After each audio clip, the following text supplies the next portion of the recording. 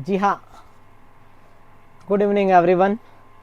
कल हम लोग इम्यूनाइजेशन शेड्यूल के बारे में पढ़ रहे थे।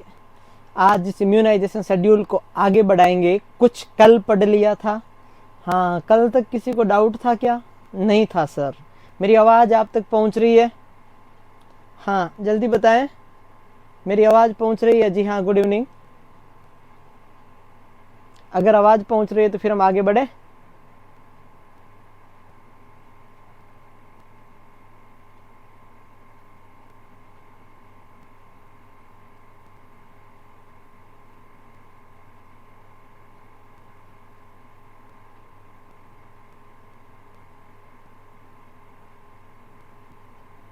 ठीक है, तो कल हमने इम्यूनाइजेशन शेड्यूल के बारे में पढ़ा था। आपको याद हुआ होगा, कोशिश की होगी आपने तो कोई मुश्किल नहीं है, और कोशिश नहीं करोगे तो बहुत ही मुश्किल है। तो हमने क्या पढ़ा था इसके बारे में, चलो मैं बताता हूँ आपको। सबसे पहले बीसीजी के बारे में पढ़ लिया, हेपेटाइटिस बी के बारे में पढ़ लिया, ओपीवी के बारे में पढ़ लिया, ओपीवी की दूसरी, तीसरी, चौथी डोज के बारे में पढ़ लिया, रोटा वायरस पढ़ लिया, इनएक्टिवेटेड पोलियो वैक्सीन जिसको साक वाली वैक्सीन बोलते हैं, इसको साबीन वाली वैक्सीन बोलते हैं, लाइव वाली। पेंटावेलेंट में 5 बीमारियों का इलाज किया जाता है। 5 अलग अलग प्रकार की होती है, डीपीटी, हेपेटाइटिस बी एंड हेब। हेब खुद 4 बीमारियों से प्रिवेंट करता है, डीपीटी और हेपेटाइटिस बी। इसके बारे में इतनी चीजें हमने पढ़ ली। Thank you Priya, thank you so much. इतनी चीजें पढ़ ली ना हमने। तो अगर इतनी चीजें पढ़ ली है तो हम लोग आगे बढ़े, थोड़ा सा आगे बढ़ते हैं जी। हाँ,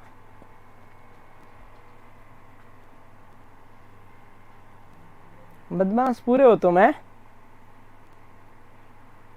इसके बाद ये नेक्स्ट शेड्यूल जिसका नाम था मीजल्स, 9 मंथ पे लगता है, 5 साल तक दे सकते हैं। 0.5 ml subcutaneous right upper arm sterile water. इसके बारे में ये तो शेड्यूल हो गया, क्या वैक्सीन के साइड इफेक्ट है, किस में डाइल्यूट करना है, कितने घंटे में देना है, कौन सा साइड इफेक्ट है, ये सारी चीजें मैं आपको एक्सप्लेनेशन में बताऊंगा।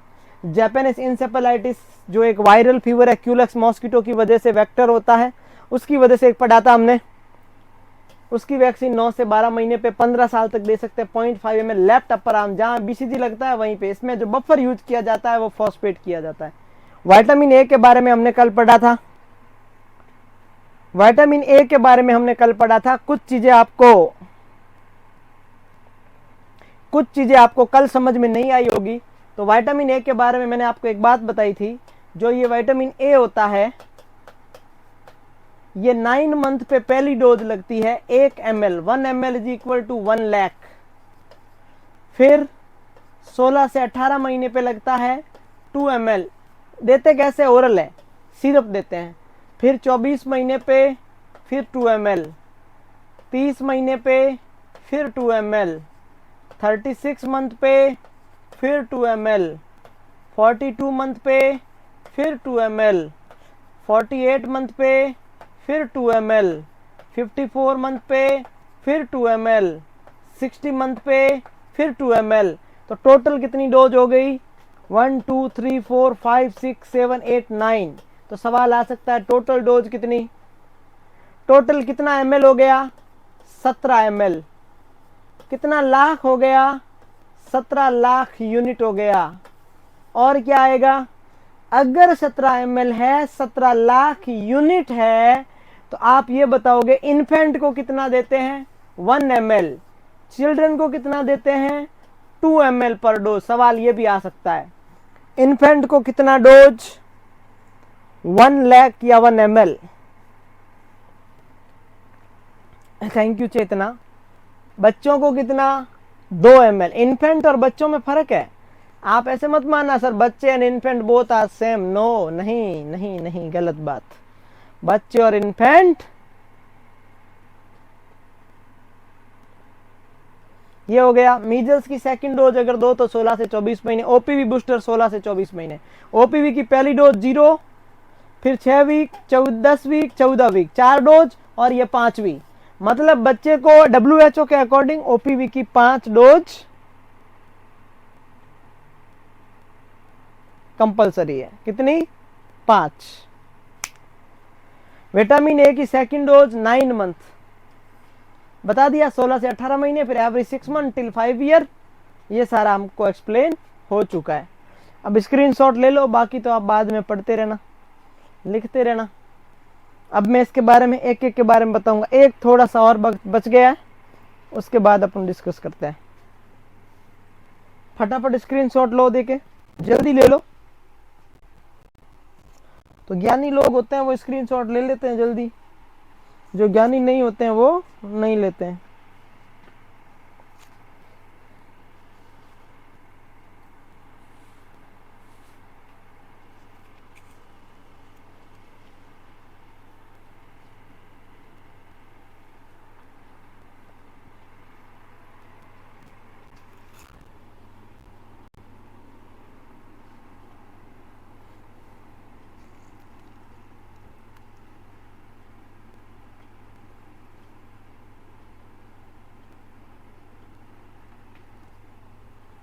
हो गया, वेरी गुड। नेक्स्ट, अब इतना सा बच गया।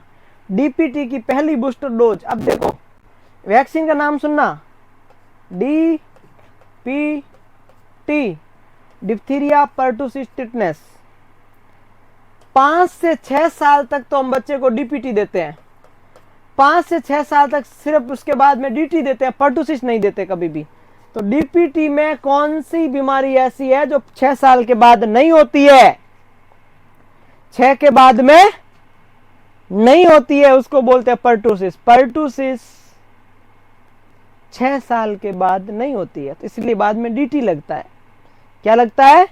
डीटी लगता है। याद रखना एक बात, टीटी 10 साल और 16 साल एक्स्ट्रा डोज आईएम देते हैं, अपर आर्म पे देते हैं, डेल्टोइड मसल पे।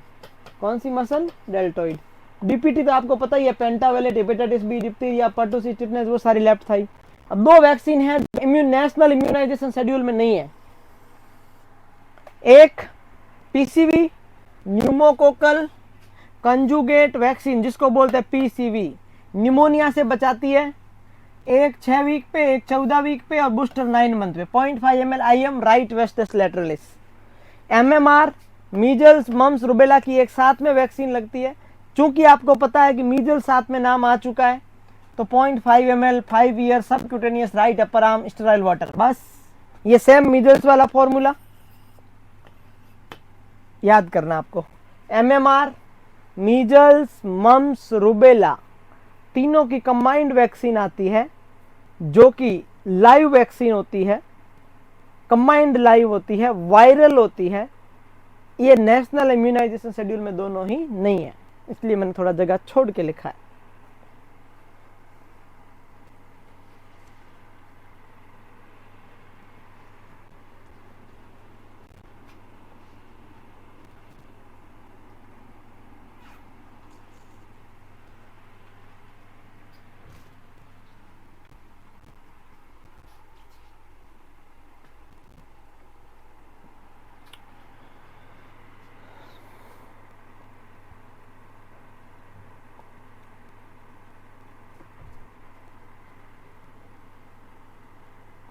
हो गया।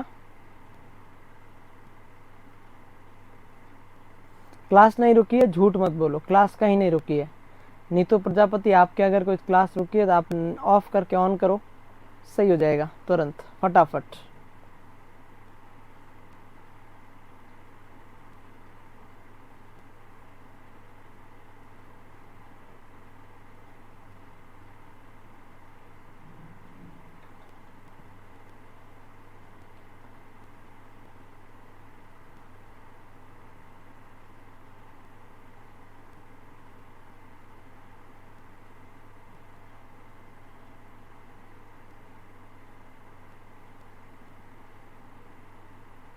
लगाते हैं वैसा नहीं, बट है नहीं नेशनल इम्यून। हाँ ठीक है, हो गया ना। अब देखो एक इंपॉर्टेंट बात, हर एक वैक्सीन का कोई न कोई स्ट्रेन होता है। हाँ लगाते तो है ही, इम्यूनाइजेशन शेड्यूल में नहीं होती वो भी तो लगाते। अब इधर आओ, हर एक वैक्सीन का कोई न कोई स्ट्रेन होता है, तो इनमें सारे इंपॉर्टेंट नहीं है। मैं यहाँ पे एक स्ट्रेन की लिस्ट डाली है मैंने, इनमें से आपको 5 याद करने हैं। कितने याद करने हैं? 5। कितने याद करोगे? 5। इधर आओ, मैं 5 हाथों हाथ याद करवाता हूं आपको, तुरंत याद करवाते हैं 5। इधर आओ जल्दी। बीसीजी की वैक्सीन का स्ट्रेन कौन सा होता है? दानिश, अभी पढ़ेंगे।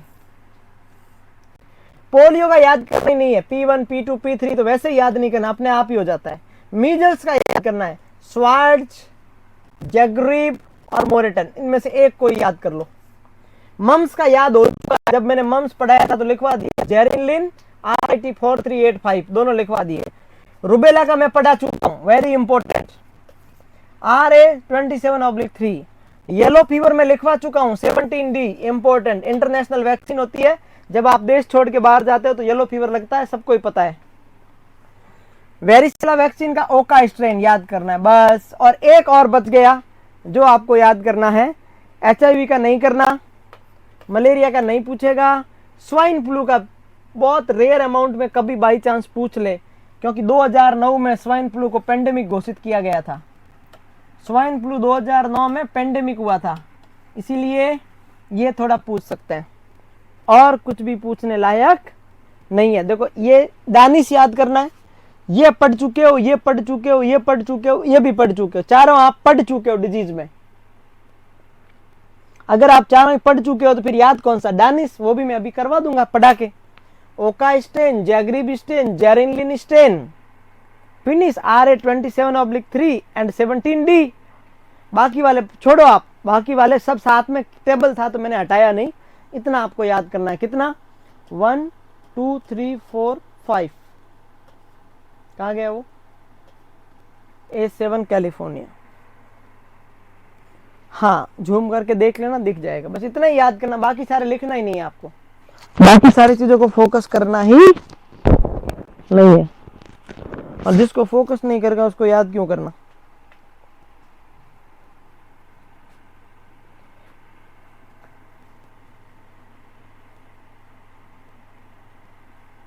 मीजल्स का नहीं दिख रहा, चलो मैं लिखवाता हूं, मीजल्स का लिखवाता हूं।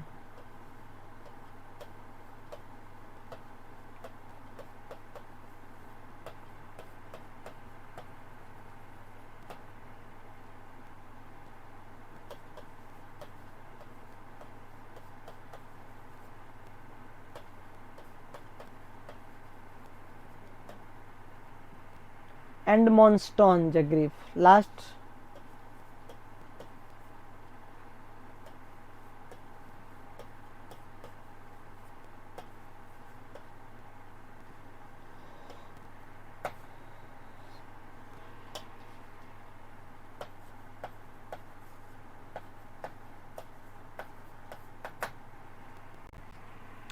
मोस्ट कॉमन यही। संध्या को तू छोटा सा दिखता ही नहीं है, क्या करें? कोई ना, थोड़ा बहुत, एक स्लाइड है इसमें तो मैनेज कर ही सकते हो, सब नहीं दिखते हो तो क्या है, एक आधी स्लाइड होती है तो आपको मैनेज करना ही पड़ेगा ना। बस ट्यूबरक्लोसिस का ही तो याद करना था, सिर्फ ट्यूबरक्लोसिस का याद करना था, वो हो गया।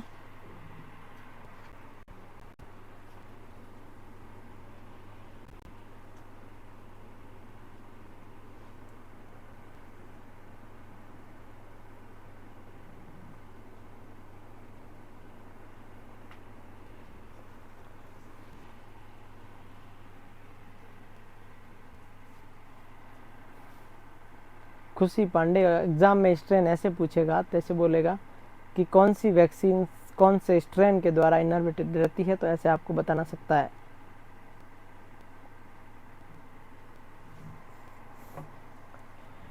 बस मैं क्वेश्चन डाल दूंगा टेस्ट में, टेंशन मत लो आप। कैसे पूछेगा वो मेरी जिम्मेदारी है, क्योंकि क्वेश्चन वही पूछेगा जो हम यहाँ से बना के देते हैं, ऐसे उस टाइप से क्वेश्चन आते हैं, सेम नहीं आते। हो गया, आगे बढ़ू।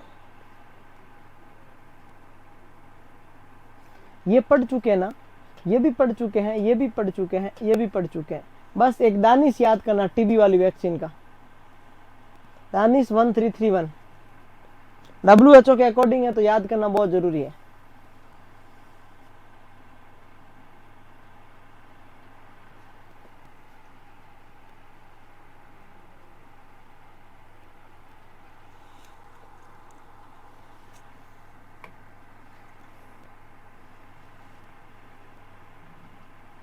हो गया।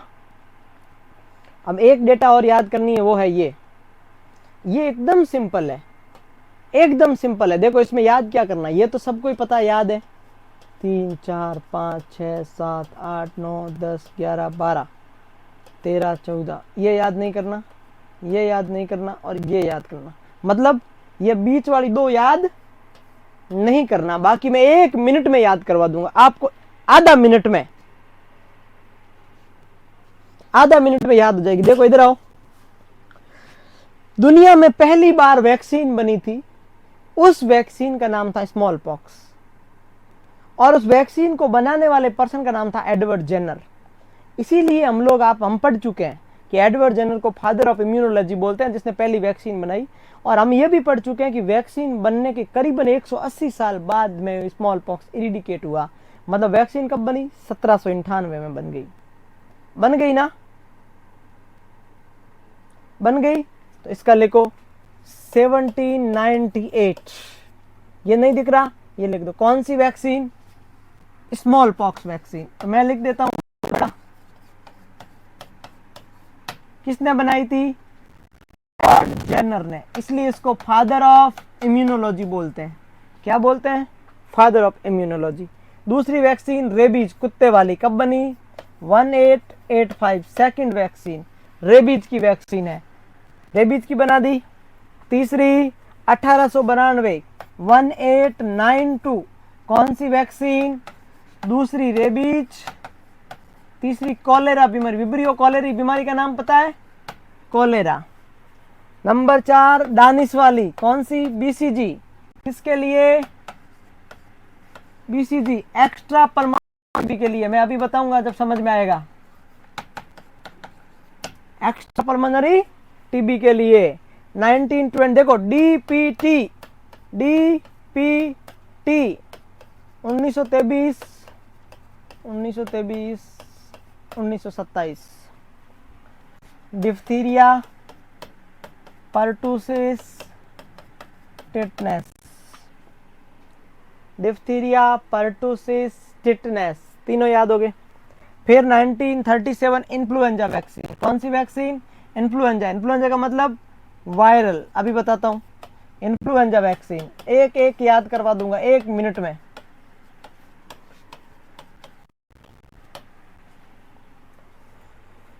फिर 1937 फिर वापस येलो फीवर, इंटरनेशनल वैक्सीन। कौन सा स्ट्रेन? 17D, yellow fever. कौन सी आई स्ट्रेटजी यूज करते हैं इसमें? Eliminate yellow fever technique. International, एक देश से दूसरे देश जाते हैं तो। फिर 1949, 1960 एंड 1962 एमएमआर। पहले कौन सी? मम्स, फिर मीजल्स, फिर रुबेला। तो यहां लिख दोगे मम्स, 60 पे लिख दोगे मीजल्स, और फिर लिख दोगे रुबेला।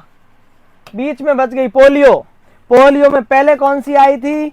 1954 में आईपीवी। आईपीवी का मतलब साक। कौन सी आई थी? साक। फिर 1957 में कौन सी है? ओपीवी। ओपीवी का मतलब लाइव वैक्सीन। लाइव का मतलब साबिन। और लास्ट में एक बच गई जिसका नाम है 1976 में वैक्सीन, जिसका नाम सब यूनिट वैक्सीन। कौन सी? Hepatitis B vaccine. अब याद करवाऊं? अब याद करवाऊं? चलो याद करते हैं, 1 मिनट में याद करते हैं। देखते हैं कि भाई आपको याद हो रहा है कि नहीं हो रहा। मैं भी कोशिश करता हूं ताकि मेरे को भी याद हो जाए, और आप भी कोशिश करो ताकि आपको भी याद हो जाए। देखो इधर ध्यान दो। हाँ इधर देख लो।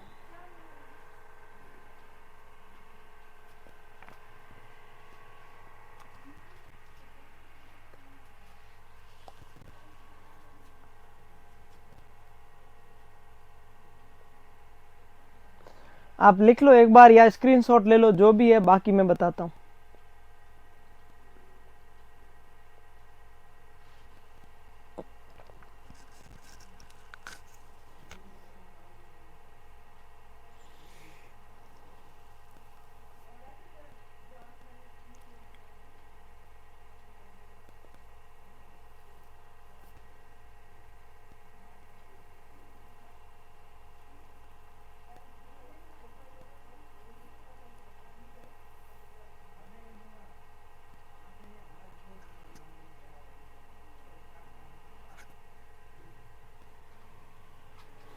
इधर देखो, हो गया सबका।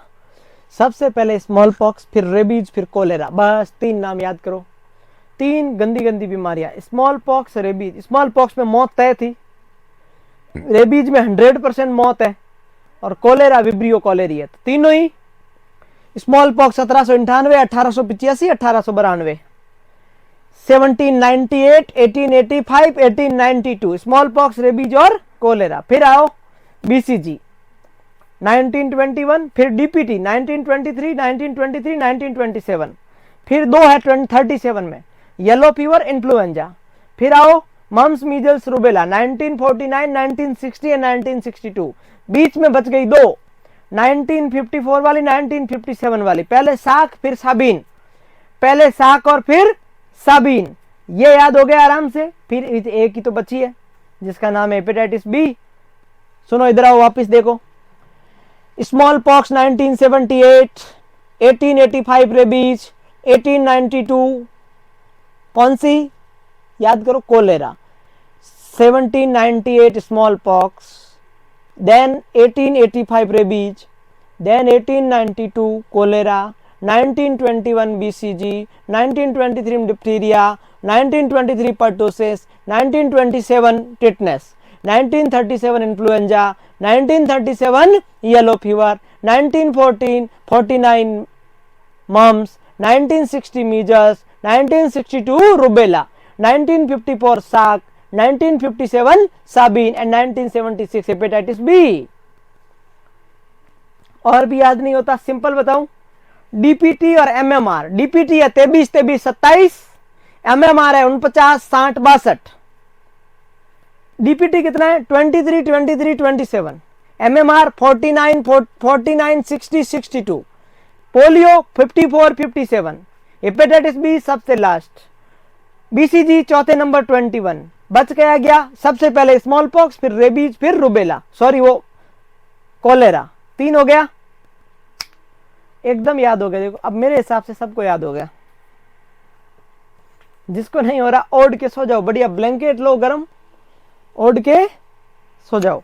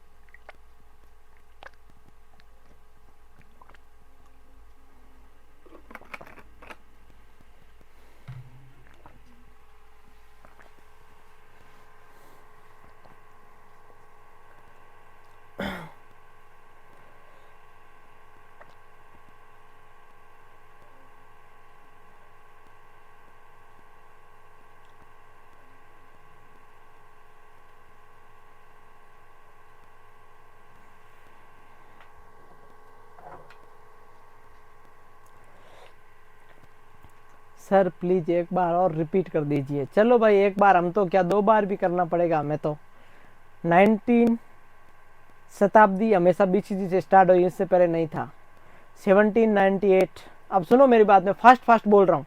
1798 small pox, 1885 rabies, 1892 cholera, 1921 BCG, 1923 diphtheria, 1923 pertussis, 1927 tetanus, हो गया डीपीटी।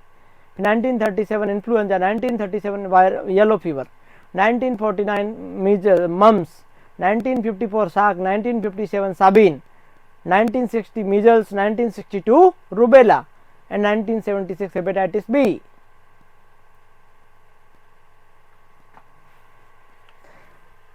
अब भी याद नहीं हो रहा, एक तरीका और है। डीपीटी 23, 23, 27, पोलियो 54, 57, और क्या बच गया, एमएमआर 49, 60, 62, बीसीजी 21, और क्या बच गया, hepatitis B 76, yellow fever 37, influenza 37, और क्या बच गया, हो गया ना सारे। देखो ऐसे लिखो तो भी हो गया।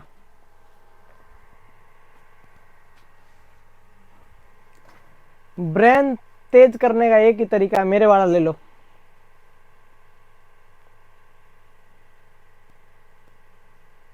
कुछ दिन ले लो, एग्जाम के बाद वापस लौटा देना। सब जने थोड़ा थोड़ा काट काट के ले लो, ठीक है। अंदर लगा देना कहीं पर चिप।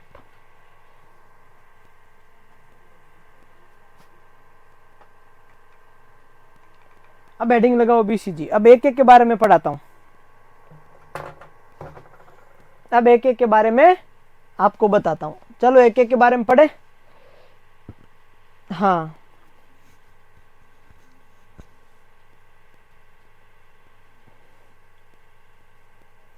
देखो तैयार ही बैठे हैं, सर दे दो, ऐसा थोड़ी होता है। मैं क्या करूंगा, मेरे को याद नहीं होगा मेरा खुद का नाम। फिर थोड़ा थोड़ा ले लो, इतना सा। 1400 ग्राम का ब्रेन होता है आपकी बॉडी में। अडल्ट की बॉडी में लगभग 1300 से 1400 ग्राम का ब्रेन होता है। आप 4-4 ग्राम ले लो सभी। आधा मेरे को रख दो, आधा आप ले लो।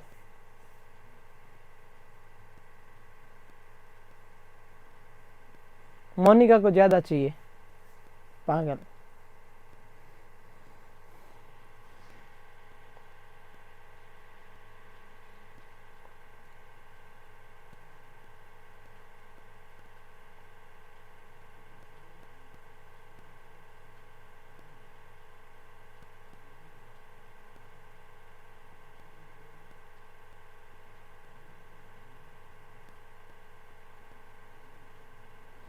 अच्छा, आप वापस हमारा सबका ब्रेन ले लेना। मैं क्या करूंगा,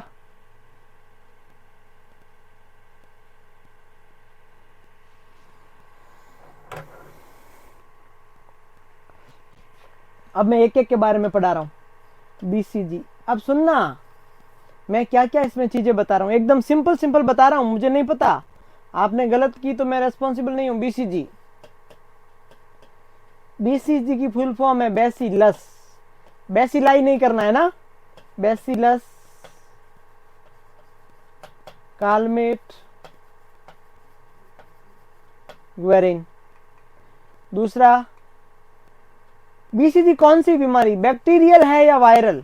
अरे बीसीजी कौन सी बीमारी से प्रिवेंट करता? टीबी से। टीबी कौन सी बीमारी, बैक्टीरियल। रोड से बेसिलाई, तो ये कौन सी वायरल? वैक्सीन कौन सी है, बैक्टीरियल। कौन सी, लाइव। एटीन्यूटेड का मतलब होता है वीक, तो ये बैक्टीरियल बीमारी 1921 में डिस्कवर हुई। डाइल्यूट एनएस में करते हैं। डाइल्यूट करने के बाद 4 घंटे में लगाते हैं, नहीं तो खराब हो जाएगी। आईडी रूट से लगाते हैं, 26 गेज की निडल से लगाते हैं, 10 से 15 डिग्री एंगल से लगाते हैं। ये हो गया बीसीजी। लेफ्ट अपर आर्म पे लगाते हैं, आपको पता है। ये कभी भी लंग्स की टीबी को प्रिवेंट नहीं करती है। ये लंग्स के अलावा टीबी को प्रिवेंट करती है। किसके अलावा? लंग्स के अलावा टीबी को प्रिवेंट करती है। ये एक्स्ट्रा पल्मोनरी ट्यूबरक्लोसिस को प्रिवेंट करती है। कितने साल तक करती है? 15 से 20 साल तक करती है।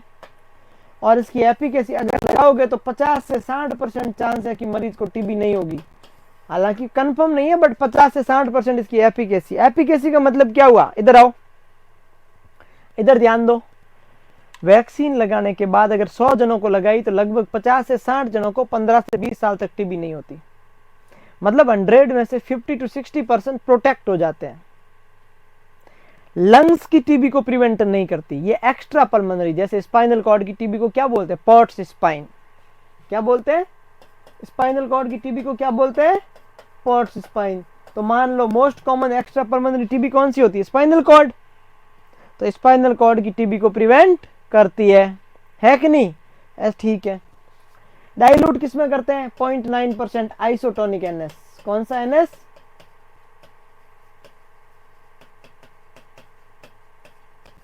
बैक्टीरियल वैक्सीन है, बेसिलस काल। बेसिलस बैक्टीरिया का नाम है, ये 2 पर्सन का नाम है। ये तो 2 पर्सन थे, गुरुचेला, और ये बेसिलस बैक्टीरिया का नाम है। 1921 में डिस्कवर हुई। इसके स्ट्रेन का नाम है दानिश 31, दानिश 1331। अभी पढ़ा 4 घंटे के अंदर लगानी है, आईडी रूट से लगानी है, नहीं लगाई तो खराब हो जाती है। 15 से 20 साल हो गए, एफिकेसी 50 से 60%। Storage 2 to 8 degree temperature. किसमें? आइस लाइन रेफ्रिजरेटर में। किसमें स्टोर करना है? आइस लाइन रेफ्रिजरेटर में स्टोर करना है। पीएससी में दिन में 2 बार टेम्परेचर चेक करना है। पीएससी में आइस लाइन रेफ्रिजरेटर में स्टोर करते हैं और दिन में 2 बार टेम्परेचर चेक करते हैं। पीएससी पे टेम्परेचर कितनी बार चेक किया जाता है? दिन में 2 बार।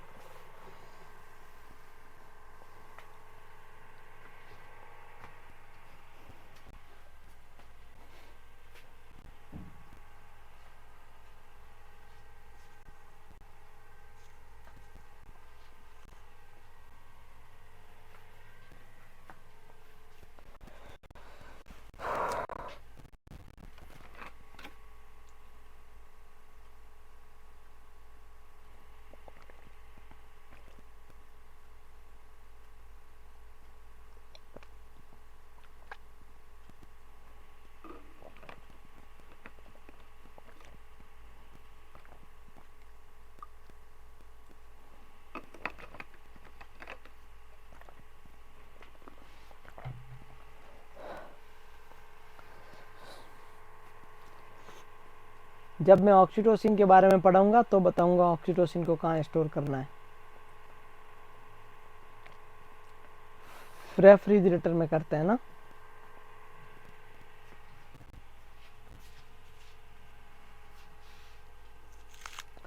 सब समझ में आ गया?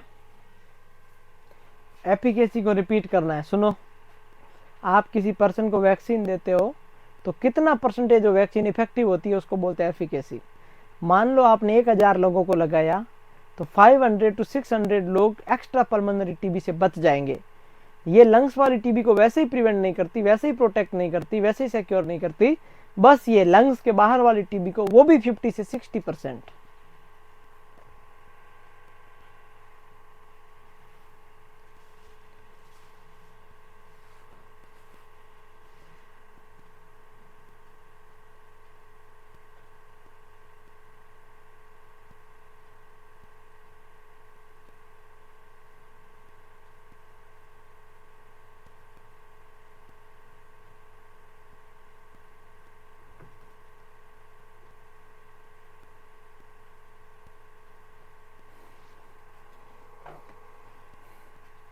मैं आगे बढ़ू? हो गया? सबने लिख लिया? सवाल एक एक इम्पोर्टेंट है, इसमें एक एक लाइन लिखी हुई, वो सीधा एग्जाम का क्वेश्चन ही है, ध्यान रखना इस बात का। फिर स्ट्रेन दानिश, अगर स्कार नहीं आया स्किन के ऊपर 6 से 8 वीक के ऊपर लेफ्ट अपर आर्म पे स्कार आ जाता है, नहीं आया तो वापस लगाने की जरूरत नहीं है। बीसीजी कौन सी वैक्सीन है? बीसीजी कौन सी वैक्सीन है? लाइव है किल्ड है?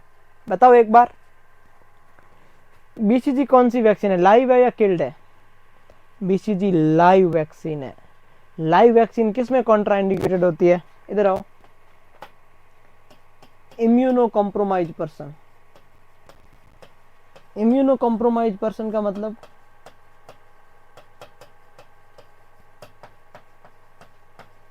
एड्स, इम्यूनिटी डिस्टर्ब है, स्टेरॉइड थेरेपी वाला, जिसको कंटिन्यू स्टेरॉइड थेरेपी चल रही है, उसकी भी इम्यूनिटी क्या है?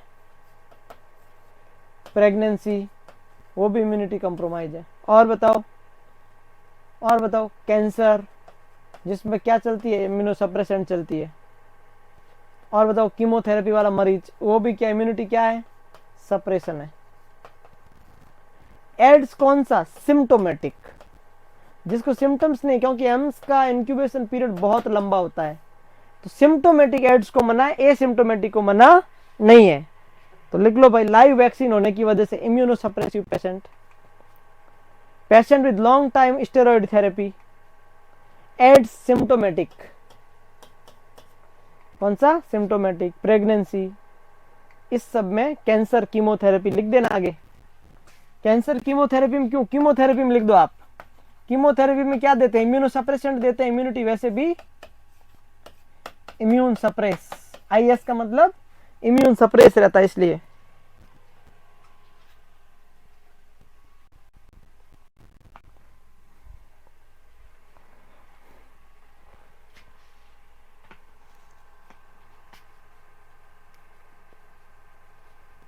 कोई भी लाइव वैक्सीन, सिर्फ बीसीजी की बात नहीं कर रहा हूं मैं, कोई भी लाइव वैक्सीन इसमें मना होती है।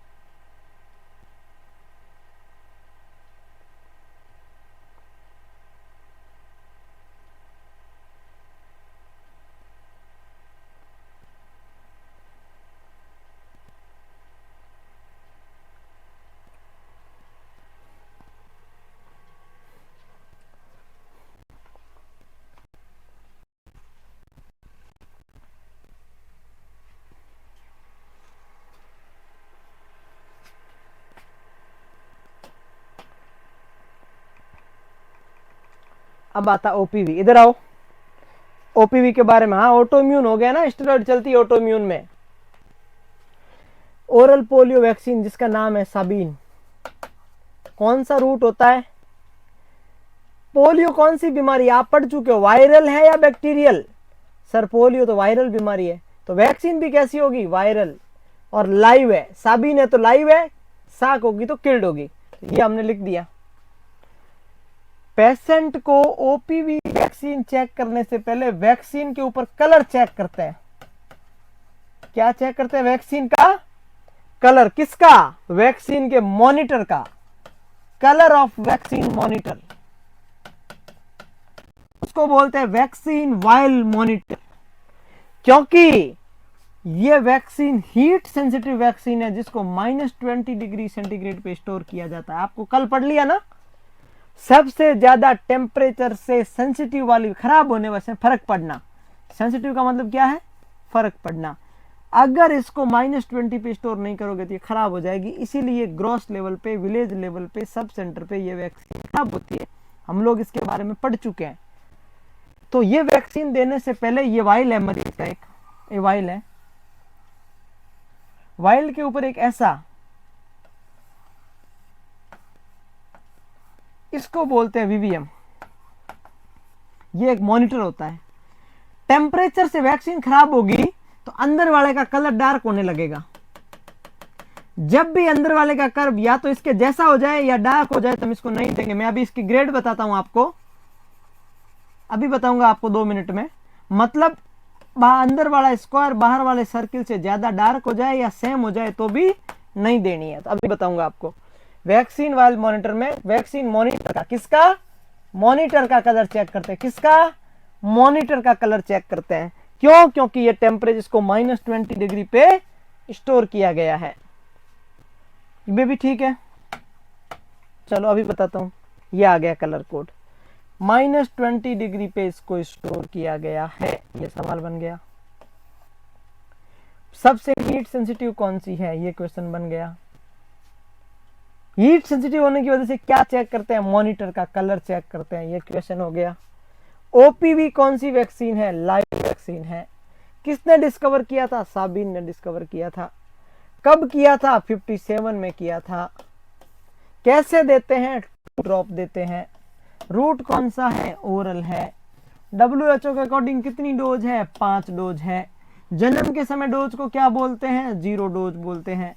कितने दिन तक दे सकते हैं वो? 15 दिन तक, क्योंकि नेक्स्ट में 4 वीक का गैप हमें चाहिए ही चाहिए। इतना याद हुआ?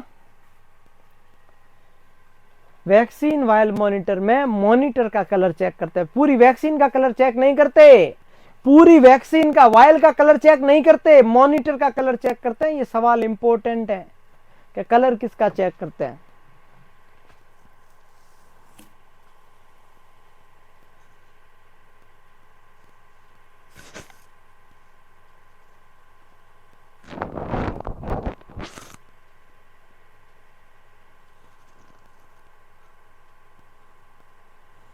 बीसीजी वैक्सीन का स्कार का फिक्स कोई डायमीटर नहीं है कि कितने का बनता है, ऐसा कहीं लिखा हुआ नहीं है।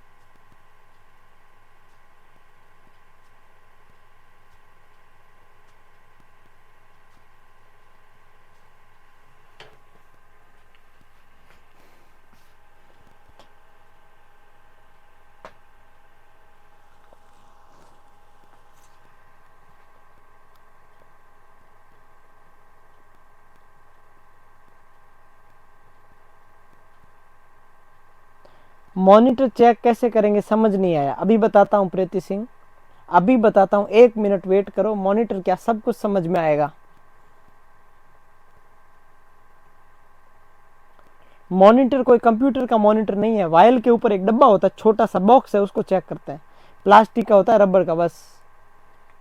ये लो, ये वैक्सीन है, ये पूरी क्या है, वैक्सीन है, इसको बोलते हैं मॉनिटर। इसको मैं गोल डब्बे को क्या बोलते हैं, मॉनिटर। मैं इसको उठा के यहां रख देता हूं, इसको करते हैं मॉनिटर। अब मॉनिटर को चेक करेंगे, मॉनिटर की मॉनिटरिंग करेंगे। किसकी मॉनिटरिंग करेंगे, मॉनिटर की, मॉनिटर की मॉनिटरिंग करेंगे। चलो करो। जब भी the inner square is lighter than the outer circle then use, inner square is still lighter than also use, same colour हो गया not use, much darker not use. मतलब क्या है, ये मैंने निशान बनाया, इसको बोलते हैं वैक्सीन वायल मॉनिटर। इसको क्या बोलते हैं, वीवीएम। और ये टेम्परेचर से सेंसिटिव होता है, जितना वैक्सीन टेम्परेचर में रहेगी ये हो जाती है खराब। अब इधर आओ, इसको मैंने यहां रखा, ये बाहर वाला सर्किल, ये अंदर वाला स्क्वायर। जब भी अंदर वाला लाइट रहेगा, देखो अंदर होता है दिल, बाहर होता है दिमाग। जिसका दिल ब्राइट रहता है, दिल साफ रहता है, तो आप दिल का यूज कर सकते हो। जब किसी का दिल साफ नहीं है, इसका मतलब मिस्टेक है। बस वही सेम फॉर्मूला है।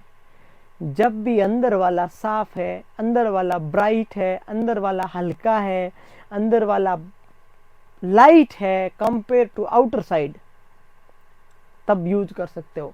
अंदर वाला स्क्वायर शेप, हार्ट, हार्ट का शेप कैसा होता है, मोस्टली ऐसा थोड़ी होता है, स्क्वायर शेप ही तो होता है। अपन बनाते ऐसे हैं, ऐसा होता नहीं है। हार्ट का शेप होता है अपनी फिस्ट जैसा, ऐसा अपनी फिस्ट होती है ना, ऐसा होता है। हार्ट का शेप ऐसा होता है, अपनी खुद की फिस्ट के बराबर होता है, एग्जैक्टली इतना होता है। तो अंदर वाला स्क्वायर बाहर वाले सर्किल से जब भी लाइटर होगा, the inner square is lighter than the outer circle, use करेंगे। अभी भी लाइट है, यूज करेंगे। सेम, इसको बोलते हैं डिस्कार्ड पॉइंट। जब कलर सेम हो गया यूज नहीं करेंगे। कलर डार्क हो गया, ये देखो डार्क, ये डार्क, ये सेम, ये लाइट, ये लाइट, सवाल आएगा कब यूज करेंगे, कब यूज नहीं करेंगे। ये बहुत इंपॉर्टेंट क्वेश्चन है, कब यूज करेंगे और कब यूज नहीं करेंगे, बस और कुछ भी नहीं है। इतना ही याद रखना है, इसके अलावा हमें कुछ भी याद नहीं रखना है। क्या याद रखोगे कि वैक्सीन में, वैक्सीन वायल मॉनिटर का ओपीवी हीट सेंसिटिव होने की वजह से हम लोग तभी यूज करते हैं जब अंदर वाला स्क्वायर लाइट हो। इक्वल कलर को डिस्कार्ड पॉइंट बोल दिया है। डिस्कार्ड पॉइंट कब होता है, देखो स्टेज 1, स्टेज 1, स्टेज 2। सवाल ये भी आ सकता है, स्टेज 1 में यूज करना है, स्टेज 2 में यूज करना है, 3rd में नॉट यूज, 4 में not use. Discard point between 2 and 3। इसके बाद ये डिस्कार्ड पॉइंट है। डिस्कार्ड पॉइंट की डेफिनेशन बताओ। डिस्कार्ड पॉइंट की डेफिनेशन ये है, जब कोई भी वैक्सीन का, वैक्सीन वायल मॉनिटर का अंदर वाला कलर डार्क हो जाए या सेम हो जाए, इसका मतलब अब यूज नहीं करना।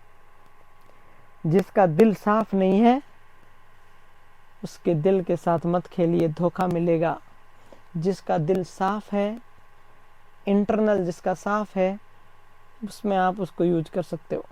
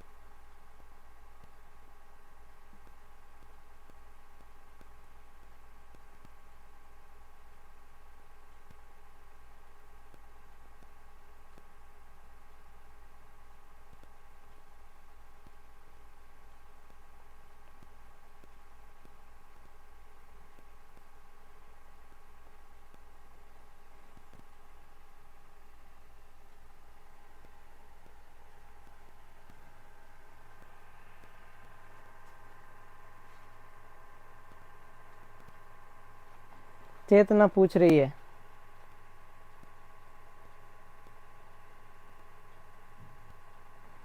Sir if heart is clear and brain is not,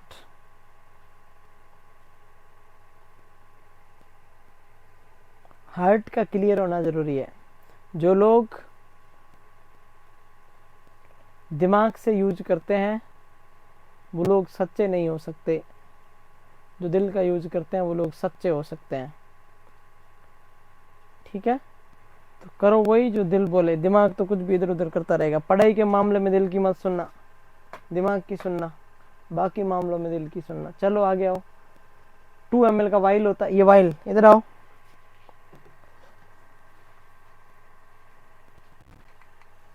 ये है वाइल। वाइल में कितना ml आता है? 2 ml आता है। ये देखो वैक्सीन वाइल मॉनिटर लिखा हुआ है इसके ऊपर, 2 ml आता है। 2 ml में कितनी ड्रॉप होती है? 40। 1 ml में कितनी हुई? 20। एक ड्रॉप में कितनी हुई? 20 ड्रॉप। देते कितनी है मरीज को? 2 ड्रॉप। 2 ड्रॉप का मतलब कितना ml?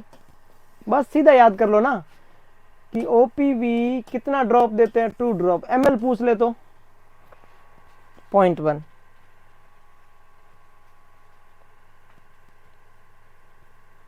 ये याद करना पड़ेगा। 2 ड्रॉप का मतलब ml कितना हुआ? 0.1 ml। अब ऐसे मत बोलना सर आईवी सेट में तो 15 ड्रॉप में 1 ml होता है, वहां होता है।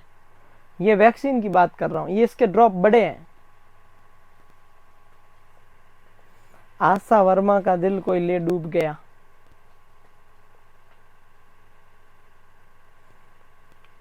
कौन डूब गया बताओ? उस शख्स का नाम। कौन लेके डूब गया बताओ जल्दी फटाफट।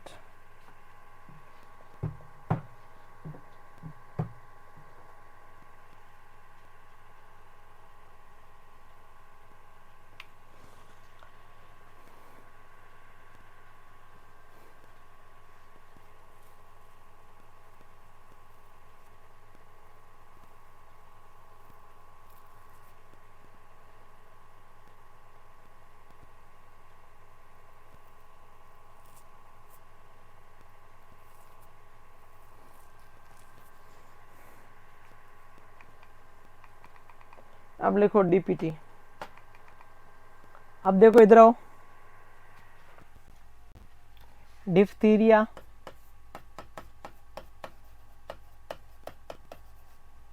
पर्टुसिस,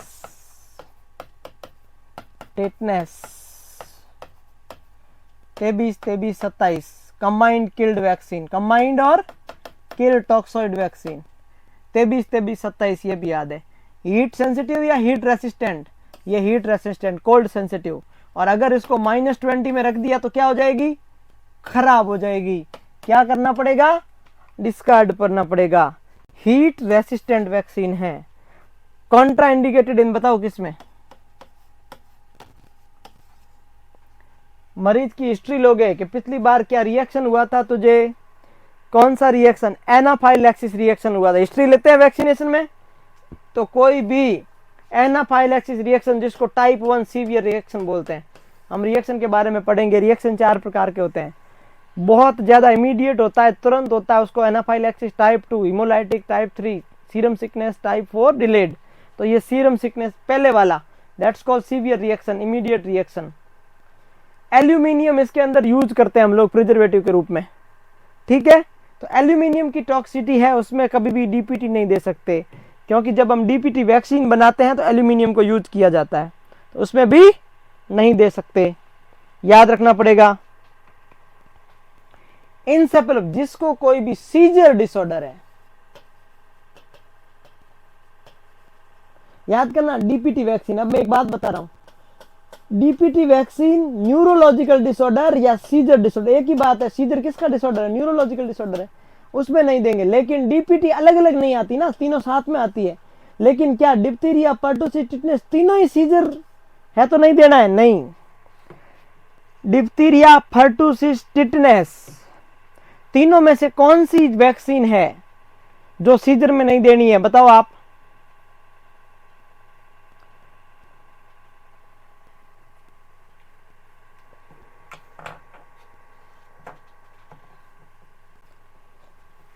मैं अगर दोनों के बीच में डिसाइड करूंगा तो पहले दिल की सुनूंगा।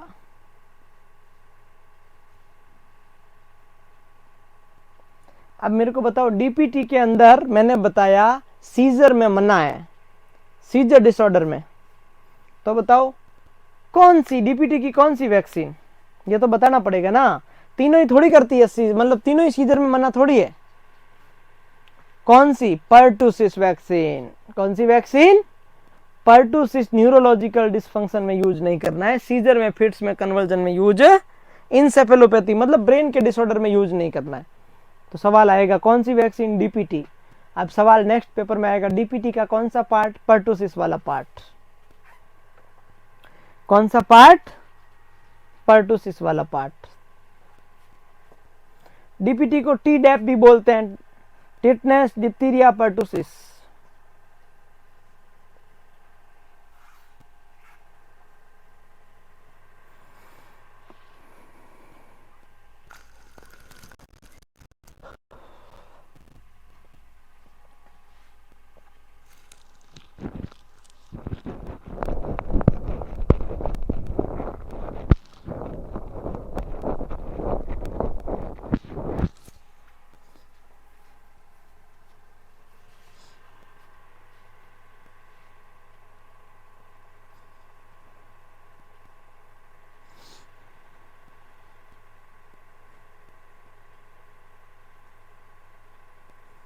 और पर्टुसिस देनी नहीं है, क्योंकि 6 साल बाद पर्टुसिस होता ही नहीं है।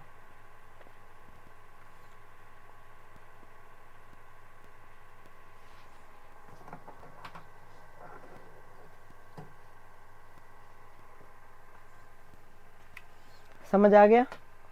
प्रिजर्वेटिव क्या है? Adjuvant, aluminium phosphate, aluminium hydro, इसीलिए एल्यूमिनियम टॉक्सिटी में नहीं देते। प्रिजर्वेटिव क्या है? प्रिजर्वेटिव है थायोमर्सिल। ये सवाल इंपॉर्टेंट है। एडजुवेंट का मतलब जो ऐड करते हैं इसमें। अरे इंसेफेलोपैथी का मतलब ब्रेन का डिसऑर्डर, ब्रेन के डिसऑर्डर में नहीं देते, वही न्यूरोलॉजिकल डिसऑर्डर। इंसेफेलोपैथी का मतलब न्यूरोलॉजिकल डिसऑर्डर। ये पर्टुसिस की वैक्सीन न्यूरोलॉजिकल डिसऑर्डर है, मरीज को न्यूरोलॉजिकल फंक्शन डेफिसिट है, उसको और ज्यादा डिटोरिएट करेगी, इसलिए नहीं देते। प्रिजर्वेटिव थायोमर्सिल है, एडजुवेंट एल्यूमिनियम फॉस्फेट। ओपीवी का स्टेबलाइजर कौन है? ये भी याद कर लो, लिख लो एक, मैग्नीशियम। ये ओपीवी वैक्सीन है ना, इसका स्टेबलाइजर लिख दो मैग्नीशियम। ओपीवी वैक्सीन स्टेबलाइज रहती है किसके अंडर? मैग्नीशियम के अंडर। वैक्सीन को स्टेबलाइज करके रखता है कौन सा एलिमेंट? मैग्नीशियम। आ सकता है सवाल कभी, इसका भी लिख लो। ये याद करना, एडजुवेंट और प्रिजर्वेटिव दोनों अलग अलग हैं।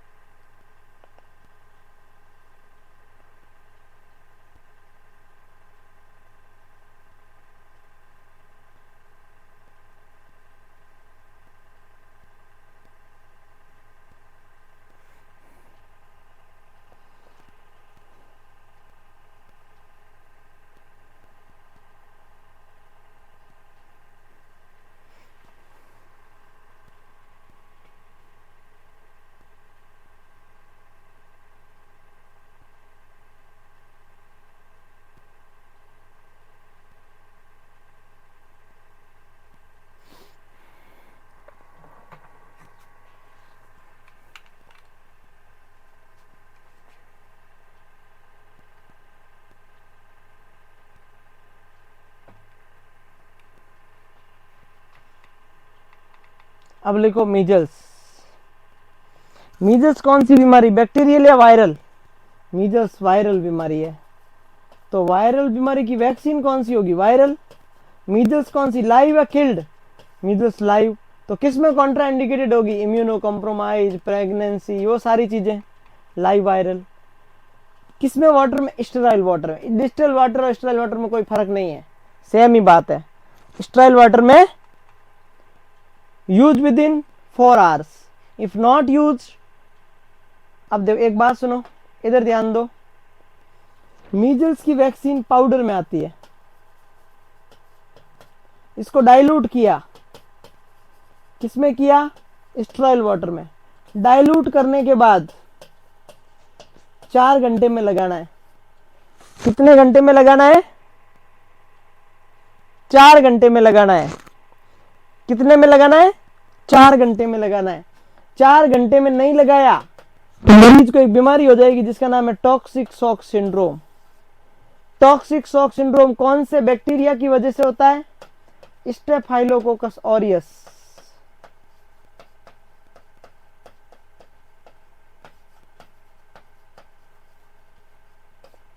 क्या साइन सिम्टम आएंगे, diarrhoea, vomiting, high grade fever. क्या आएगा, diarrhoea, staphylococcus aureus, high grade fever, diarrhoea, vomiting, toxic shock syndrome. जैसे अपन कॉन्ट्रासेप्टिव में पढ़ेंगे, डायफ्राम को भी अगर 6 घंटे से ज्यादा वेजाइनल ट्रैक्ट में रखा तो उससे भी हो सकता है, क्योंकि वो फॉरेन बॉडी है। और ये वैक्सीन अगर डाइल्यूट करने के बाद 4 घंटे में नहीं दिया तो पेशेंट को फॉरेन बॉडी ग्रोथ कर जाएगा, माइक्रो ऑर्गेनिज्म ग्रोथ कर जाएगा, जिसको टॉक्सिक शॉक सिंड्रोम बोलते हैं। मरीज को high grade fever, diarrhoea, vomiting होगी। इसका कॉज स्टेफाइलोकोकस बैक्टीरिया होगा। ये वायरल वैक्सीन है, स्टेराइल वाटर में डाइल्यूट करते हैं, राइट अपर आर्म के ऊपर देते हैं, 0.5 ml देते हैं, IM सबक्यूटेनियस देते हैं। याद आया कुछ, measles 0.5 ml subcutaneous, right upper arm, sterile water, 9 month हो गया। टॉक्सिक शॉक सिंड्रोम 80% इसकी एफिकेसी होती है।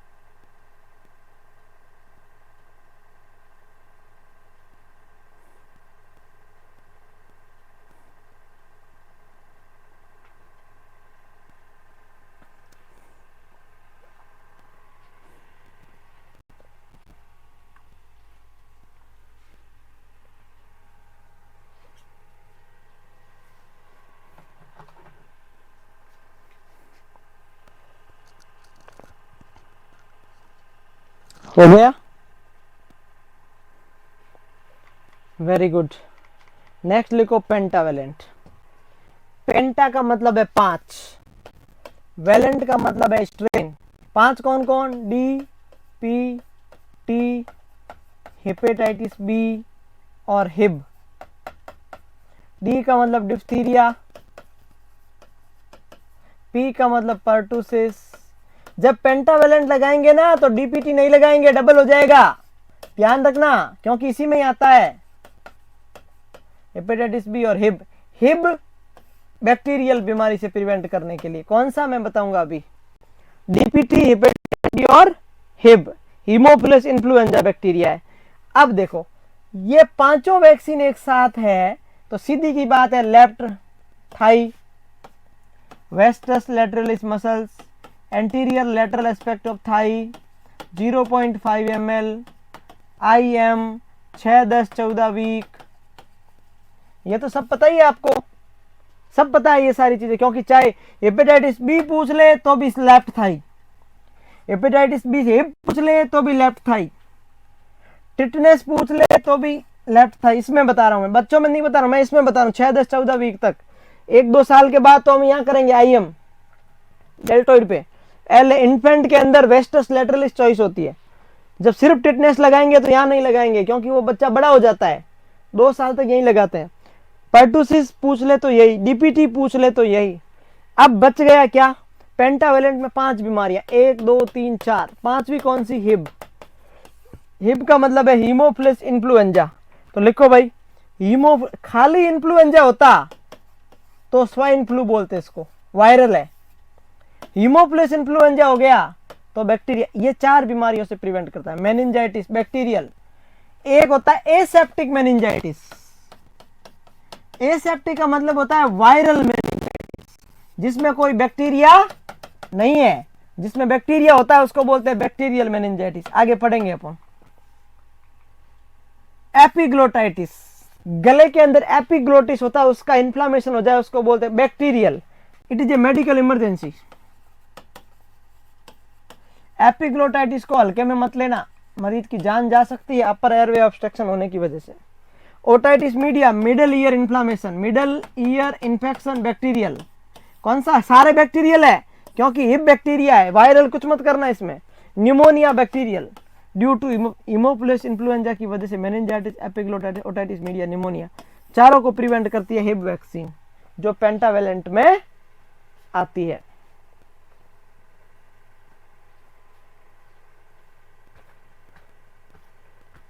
ठीक है,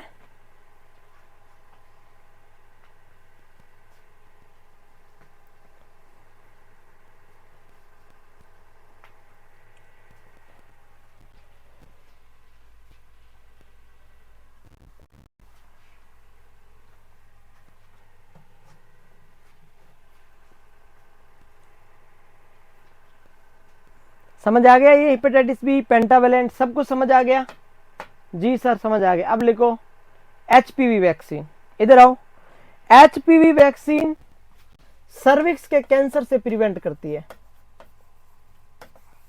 किससे प्रिवेंट करती है? सर्विक्स के कैंसर से।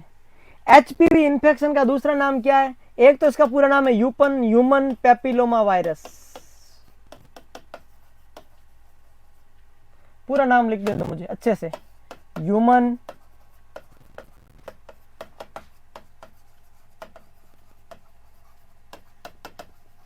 वायरस। इसका दूसरा नाम होता है कॉन्डिलोमा एक्यूमिनेटम। ये भी याद रखना, एचपीवी का ही नाम है। मेल में जेनाइटल वार्ट हो जाते हैं, फीमेल में सर्वाइकल कैंसर हो जाता है। सर्वाइकल कैंसर या जेनाइटल वार्ट एक ही बात है। उसके लिए वैक्सीन 2 आती है, एक होता है गार्डेसिल, एक होता है सर्विवैक्स। एक होता है गार्डेसिल, एक होता है सर्विवैक्स। इधर आओ, एक वैक्सीन गार्डेसिल, एक सर्विवैक्स। एक इंडिया ने अभी बनाई है जिसका नाम है सर्विवैक, जो 26 जनवरी को डिस्कवर किया इंडिया ने। Serum institute of Pune, serum जो पुणे का इंस्टीट्यूट है उसने डिस्कवर किया है सर्विवैक नाम से। ये गार्डेसिल ये क्वाड्रीवेलेंट वैक्सीन है। ये सर्विवैक्स ये बाईवेलेंट वैक्सीन है। एचपीवी 4 प्रकार का होता है, 6, 11, 16, 18 टाइप ऑफ वायरस। जो एचपीवी वायरस होता है वो 4 प्रकार से फैलता है, 6 number, 11 number, 16 number, 18 number virus. तो जो चारों को मारती है उसको बोलते हैं क्वाड्री। क्वाड्री का मतलब 4। ये सिर्फ 2 को मारती है, 16 और 18। तो ये बाईवेलेंट वैक्सीन है। सर्विवैक्स बाईवेलेंट है, गार्डेसिल क्वाड्रीवेलेंट है। कैसी है? क्वाड्रीवेलेंट। और इंडिया की वैक्सीन का नाम है सर्विवैक, जो अभी आई है, सीरम इंस्टीट्यूट ऑफ पुणे उसने अभी डिस्कवर किया है। सवाल आएगा कि गार्डेसिल कौन सी बीमारी से प्रिवेंट करती है? आप बोलोगे सर्वाइकल कैंसर। ऑप्शन में नहीं होगा तो जेनाइटल वार्ट, ऑप्शन में नहीं होता ह्यूमन पैपिलोमा वायरस, वो भी नहीं हो तो कॉन्डिलोमा एक्यूमिनेटम। गार्डेसिल के बाद कौन सी वैक्सीन आती है? सर्विवैक्स। इंडिया की कौन सी वैक्सीन है? सर्विवैक। ये 3 बातें हो गई, 3, और इसके तीनों के सवाल अलग अलग। गार्डेसिल किस प्रकार की है? क्वाड्रीवेलेंट। एक ही बीमारी के 4, जैसे पोलियो पढ़ते थे ट्राइवेलेंट, एक ही बीमारी के 4 वायरस को मारने वाली वैक्सीन को बोलते हैं क्वाड्रीवेलेंट। एक ही बीमारी के 2 वायरस को मारने वाली को बोलते हैं बाईवेलेंट। और इंडिया वाली का कोई पर्टिकुलर डेटा नहीं है कि कितने टाइप के वायरस को मारती है। ठीक है, समझ में आया? देनी किसको है? एडोलेसेंट को देनी है। एडोलेसेंट फीमेल को देनी है, एडोलेसेंट गर्ल को देनी है। टोटल डोज 3 डोज है, 0, 1, 6 मंथ। कब देनी है? कब देनी है अभी बता देता, इतना लिख लिया आपने।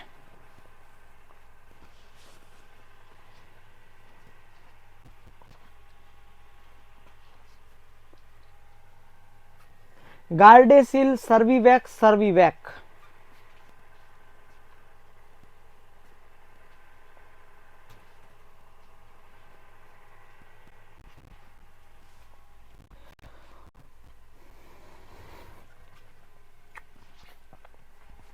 देनी किसको है? एडोलेसेंट फीमेल को। सर्विकल कैंसर जेनाइटल वार्ड से प्रिवेंट करती है एडोलेसेंट गर्ल में। कब देनी है? या तो 11 से 12 साल की एज में स्टार्ट कर देनी, या the before establishment of intercourse, life में इंटरकॉर्स स्टार्ट करने से पहले पहले स्टार्ट करनी है, ताकि सर्विक्स के कैंसर को बचाया जा सके। ये प्राइमरी प्रिवेंशन, ये वैक्सीन है, ये ट्रीटमेंट नहीं है सर्विकल कैंसर का।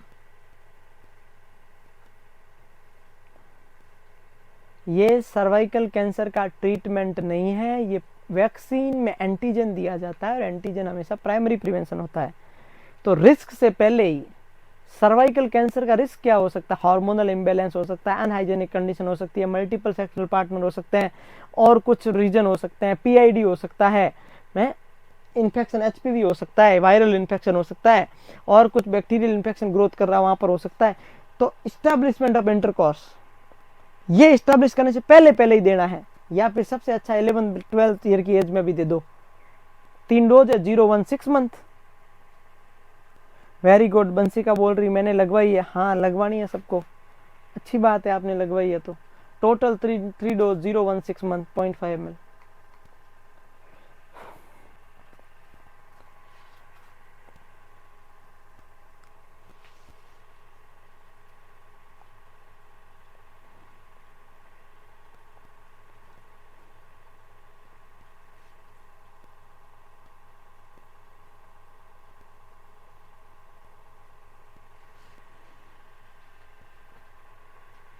अब प्रीति पूछ रही है किस एज में लगती है, ये क्या है? या फिर 12, 15, 17, 18, 19 कभी भी लगा सकते हो, बस शर्त क्या है? पहले स्टार्ट कर देनी है।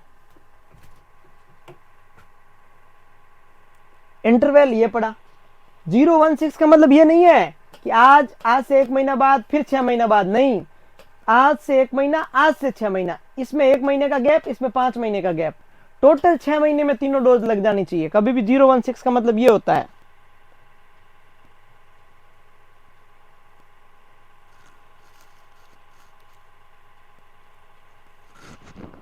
एग्जैक्ट आंसर इसका ये है, 11 से 12 साल में कोई लगाते नहीं है, इसका एग्जैक्ट आंसर ये है।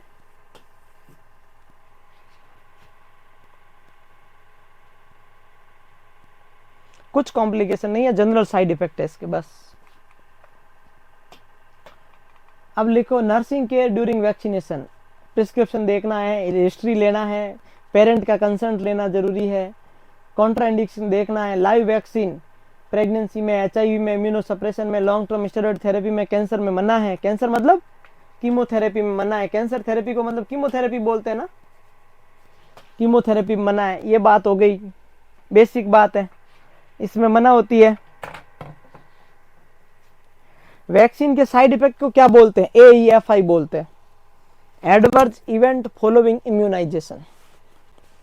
अभी बताऊंगा मैं आपको।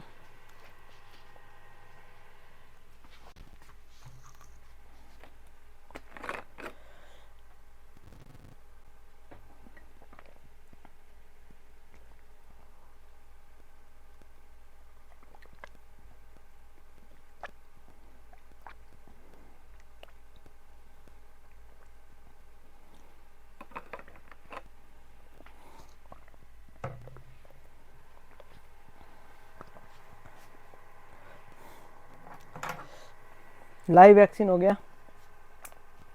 कुछ स्पेशल कॉन्ट्रा इंडिकेटेड है, बता देता हूं। ये सब लिख लिया, ये सब पूछना होता है। कॉन्ट्रा इंडिकेशन हिस्ट्री लेना होता है, जैसे आप एलर्जिक हिस्ट्री ली किसमें, डीपीटी में, प्रिस्क्रिप्शन देखेंगे, करंट कंसर्न देखोगे, ये सारी चीजें लाइव हम पढ़ चुके हैं। 2 लाइव वैक्सीन के बीच में 4 वीक का गैप होना चाहिए, सेम वैक्सीन के बीच में, पढ़ चुके हो। हेपेटाइटिस बी 2 साल से छोटे बच्चे में कॉन्ट्रा इंडिकेटेड है। जिलेटिन से एलर्जी है तो कॉन्ट्रा इंडिकेटेड है, क्योंकि ये प्रोटीन की बेस बनी होती है। पैसिव एग एलर्जी है तो येलो फीवर और इन्फ्लुएंजा वैक्सीन कॉन्ट्राइंडिकेटेड है। एग एलर्जी मतलब इसमें जो फॉस्फोलिपिड यूज होता है वही एग में होता है, दोनों में सेम लिपिड होता है, ड्यू टू सेम लिपिड। कोई एनाफाइलिस किसी की हिस्ट्री है, कोई वैक्सीन नहीं देनी है। दो सेम लाइव वैक्सीन के बीच में 4 वीक का गैप रखना है। मेनिंगोकोकल वैक्सीन जीबीएस में मना है, गुडलेनबरी सिंड्रोम।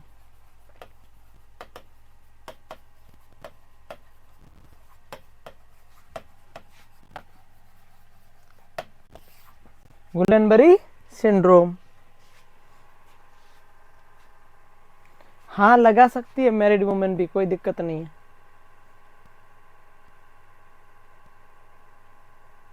बट इफेक्टिव नहीं होगी इतनी, मैरिड वुमेन इतनी इफेक्टिव नहीं होगी क्योंकि एक्सपोजर हो रखा है।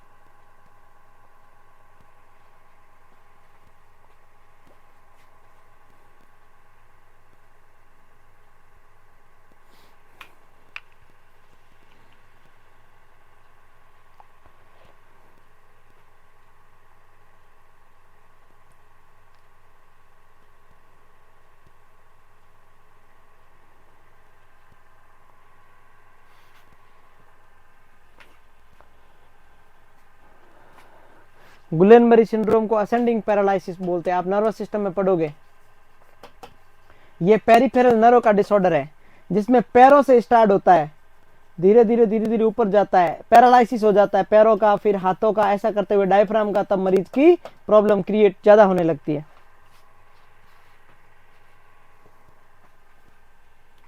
और क्या बच गया? SSAEFI, पिछले एग्जाम में सवाल पूछा, AEFI की फुल फॉर्म बताओ।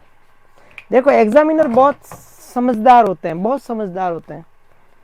आपको पता है ना हेपेटाइटिस बी का साइड इफेक्ट, येलो फीवर का साइड इफेक्ट, आपको बीसीजी का, डानिट सब पता है। उसने ऐसा पूछा ही नहीं साइड इफेक्ट ऑफ बीसीजी, उसका नहीं, उसने पूछा AEFI ऑफ टिटनेस। अब क्या करोगे? AEFI का मतलब होता है साइड इफेक्ट, लेकिन नाम चेंज है। AEFI का मतलब होता है एडवर्स इवेंट फॉलोइंग इम्यूनाइजेशन, मतलब साइड इफेक्ट को AEFI बोलते हैं। इसकी फुल फॉर्म याद रखना, एडवर्स वैक्सीन लगाने के बाद में क्या क्या हार्मफुल इफेक्ट आते हैं उसको बोलते हैं AEFI। बस टीटी का ब्रेकियल न्यूराइटिस यहां लगाओगे तो यहां न्यूराइटिस हो सकता है। रोटा वायरस इंटेस्टाइनल ऑब्स्ट्रक्शन कर सकती है, इंटुसिसेप्शन कर सकती है। मीजल्स और डायरिया और विटामिन ए डेफिशिएंसी से किरेटोमलेशिया होता है, 9 मंथ के ऊपर होता है। बस छोटा सा सवाल है कि किरेटोमलेशिया क्या होता है। किरेटोमलेशिया कॉर्निया की सॉफ्टनिंग को बोलते हैं। मीजल्स, डायरिया और विटामिन ए की डेफिशिएंसी साथ में हो जाए तो होता है, क्योंकि विटामिन ए की डेफिशिएंसी है तो डायरिया होता है, मीजल्स में भी डायरिया होता है, और मीजल्स और विटामिन ए की वैक्सीन दोनों 9 मंथ पे लगती है। तो ऐसे याद कर सकते हो आप। और कौन सी वैक्सीन पैरालिसिस करती है? अब मेरा लास्ट सवाल आपसे, कौन सी वैक्सीन का साइड इफेक्ट है पैरालिसिस? ये सब लिख लो और बताओ कौन सी वैक्सीन का साइड इफेक्ट पैरालिसिस है?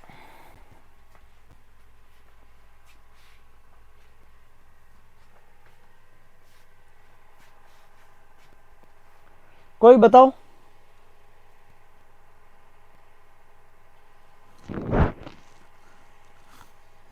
वेरी गुड संगीता, बहुत बढ़िया। ओपीवी का साइड इफेक्ट क्या है? देखो पोलियो में पैरालिसिस होता है, लेकिन पोलियो की वैक्सीन ऐसी है जिसका साइड इफेक्ट है VAPP। पोलियो की वैक्सीन का साइड इफेक्ट है VAPP। बहुत रेयर है, 10 लाख में 1% में होता है, 10 लाख में 1% में, 1 मिलियन में 1। वैक्सीन एसोसिएटेड पैरालाइटिकल पोलियो,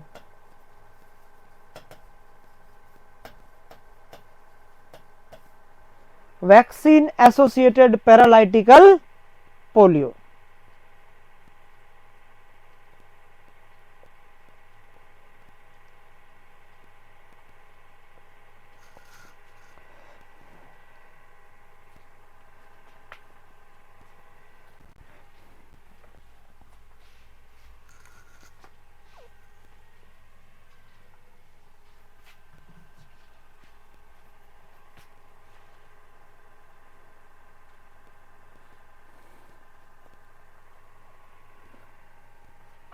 तो हमारा वैक्सीनेशन टॉपिक खत्म हुआ। अब नया हेडिंग लगाओ जिसका नाम है हेल्थ केयर डिलीवरी सिस्टम। क्या होता है हेल्थ केयर डिलीवरी सिस्टम? मैं आपको समझाता हूं अभी। नया हेडिंग लगाओ फटाफट, हेल्थ केयर डिलीवरी सिस्टम। देखो सेंट्रल लेवल पे क्या होता है, स्टेट लेवल पे क्या होता है, डिस्ट्रिक्ट लेवल पे क्या होता है, ब्लॉक लेवल पे क्या होता है, विलेज लेवल पे क्या होता है, हम सब के बारे में पढ़ेंगे। सेंट्रल वाला सवाल नहीं आएगा, स्टेट वाला नहीं आएगा, डिस्ट्रिक्ट वाला सिर्फ 3 चीजें बतानी है, ब्लॉक पे सीएससी के बारे में बताना है, विलेज पे पीएससी और सब सेंटर के बारे में अच्छे से बताना है। ब्लॉक और विजेल बहुत अच्छे से पढ़ना है और इनके बारे में सब एक एक लाइन के समझना है। सही बात है, तो समझा दें आपको कि हेल्थ केयर डिलीवरी सिस्टम क्या होता है। नेक्स्ट हेडिंग लगा दो, health care delivery system. Immunisation खत्म, इम्यूनाइजेशन अपनी खत्म हो गया। देखो 2 क्लास में हो गया, छोटी छोटी क्लास में, ज्यादा टाइम नहीं लगा। चलो जल्दी,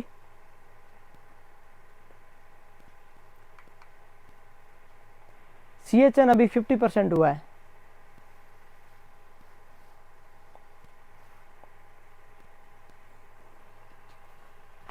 नेक्स्ट हेडिंग लगाओ फटाफट,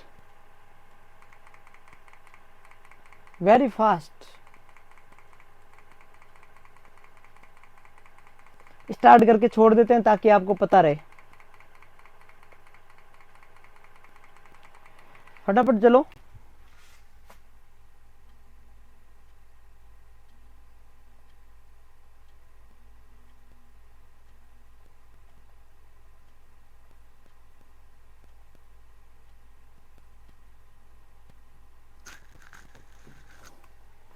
health care delivery system. Central organisation, central organisation का मतलब government of India. Government of India के अंडर में आती है हेल्थ मिनिस्ट्री, जो हेल्थ को देखती है। हेल्थ मिनिस्ट्री में जो हेड होता है उसको बोलते हैं हेल्थ मिनिस्टर, जो अभी कौन है, मनसुख मांडवी है। वो किसके हेड होते हैं, वो MOHFW के हेड होते हैं। MOHFW क्या होता है, ministry of health and family welfare.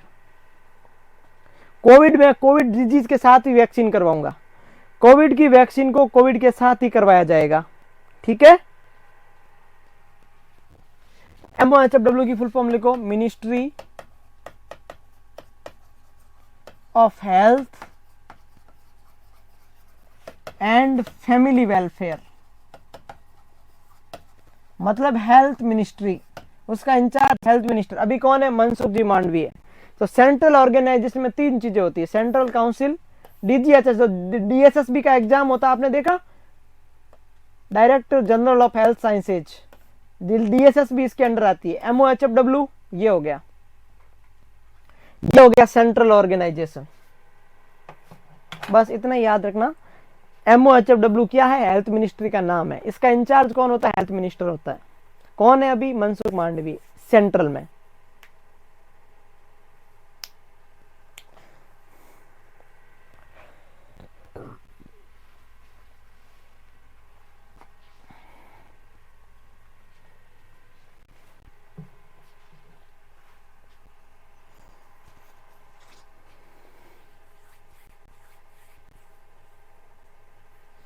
ठीक है, इसके बाद अपन नेक्स्ट पढ़ेंगे कल की क्लास में, जिसका नाम होगा स्टेट ऑर्गेनाइजेशन।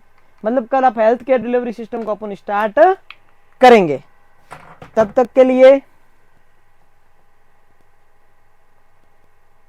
हाँ कोविड भी पढ़ेंगे बहुत जल्दी, है ना। कोविड की वैक्सीनेशन और कोविड डिजीज और वैक्सीन सब साथ में ही पढ़ लेंगे अपन।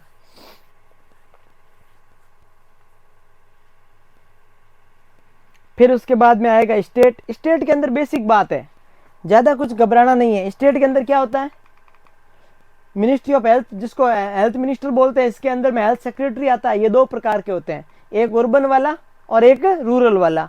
वो आगे जाके देखते हैं किसको, हाँ जो छोटे छोटे लेवल पे पहुंचते हैं। जैसे सबसे छोटा होता है LDC, LDC के बाद UDC, के बाद असिस्टेंट एडमिनिस्ट्रेटिव ऑफिसर, फिर एडमिनिस्ट्रेटिव ऑफिसर, फिर आता अपना एडमिनिस्ट्रेटिव के बाद में डायरेक्टर, जॉइंट डायरेक्टर, फिर ये बात है रूरल हेल्थ सेक्रेटरी, फिर डिप्टी, फिर हेल्थ सेक्रेटरी। ये एडमिनिस्ट्रेटिव हेड हो गया और ये पॉलिटिकल हेड हो गया अपना हेल्थ का।